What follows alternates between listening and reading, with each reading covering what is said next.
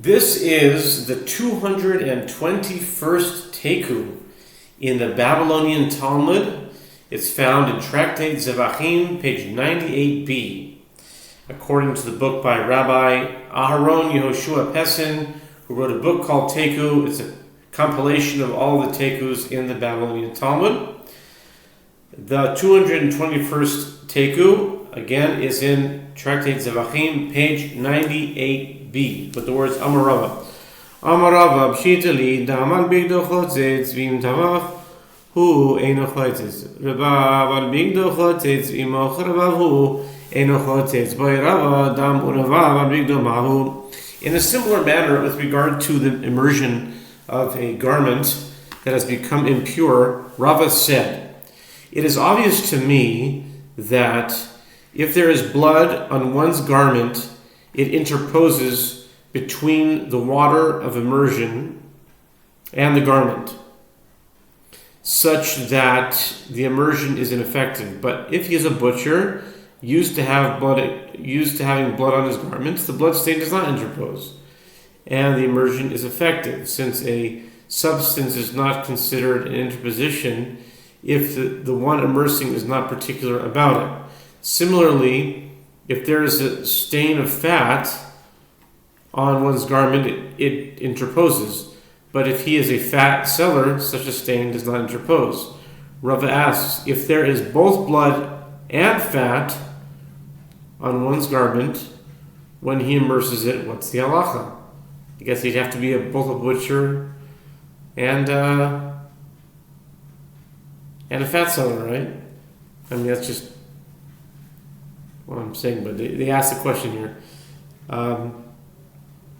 Im tavachu tepukli mishum revav, vim mocher revavu tepukli mishum dam. Lo tzricha de'avid haveha achda lo kabid atarti kabid o dilma atarti name lo kabid teiku. So I just gave my own very simple answer that if he's a seller of blood and fat, then no problem. But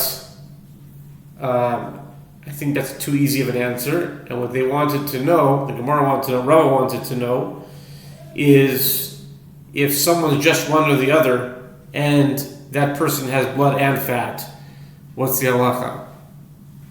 I mean, you could easily say, it's just be literal. Did it say that? No, so then don't do it. But they want to know. So meaning, if someone had blood, and he's a fat seller, and he had fat and blood, it's no good, because he doesn't sell blood. If he still, I could be hyper literal, and just, there wouldn't be any problem. But anyway, the Gemara challenges the question, if he is a butcher, let me derive that the stain interposes due to the fat that he is not used to having on his garments, and conversely, if he's a fat seller, let me derive that the stain interposes due to the stain of blood that he is not used to having on his garments. The Gemara explains, no, this question is not superfluous. At first we wanted to say what I just said, basically. I think in less words, the Gemara is saying the thing that I was mentioning. Is he a blood seller or is he a fat seller? If a fat seller has blood, it doesn't work. If a blood seller has fat, it doesn't work. So why are you asking? So the Gemara says, no, I know why you would think that it's superfluous, but it's not superfluous. It is necessary with regard to a person who works both as this. That was my other option. Both a butcher and a fat seller.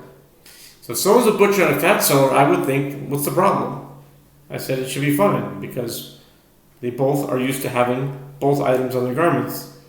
In such a case, it's not so simple. In such a case, the question is it that he is not particular with regard to one stain, but he is particular with regard to two stains?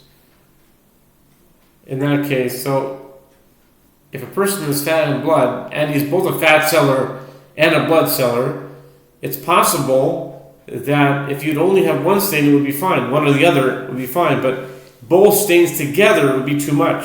That's what we want to know.